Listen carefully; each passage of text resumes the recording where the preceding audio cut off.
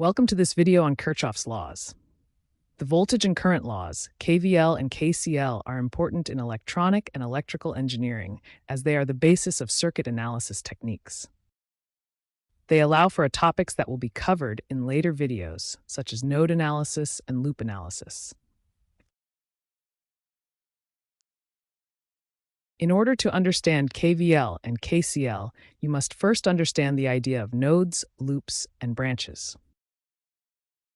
Nodes are voltage reference points between components. Loops are pathways through which current passes, only passing each component once.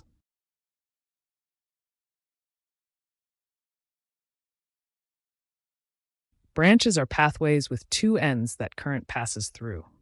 In this case, this circuit has three nodes, two inner loops and branches, with outer loops and branches covering the entire circuit, but these last ones are less useful. We introduced the idea of Kirchoff's voltage law, KVL. As seen by the circuit, it doesn't matter if we have resistors, capacitors, inductors, or other components. The rule is still the same. As we pass around the circuit, going clockwise, the components will use up specific amounts of the voltage so that all of the energy carried by each charge is used up. It is helpful to think that the electrons in the circuit know what components are present and are split direction of travel and energy accordingly. In this basic series case, the voltage source is a source of electrical potential, and the components are drains. That is, they use up energy in the direction considered, and so the potential lowers either side. KVL states that the sum of all voltages in a loop are equal to zero. This means that whatever is put into the circuit by a source is used by the components. Voltage is a vector quantity, so it is possible to have a negative voltage. Next is the concept of the current law, KCL.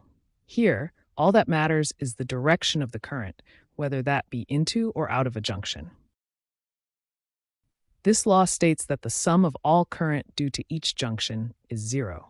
For example, if we let the positive direction be current flowing into the junction and negative is current flowing out of the junction, then we can see how the summation results in zero. Although this seems confusing to start with, some simple rearranging shows that I is equal to I1 plus I2. This makes sense when we consider that matter is conserved, so the electrons flowing into a junction must flow out, with nothing created or destroyed.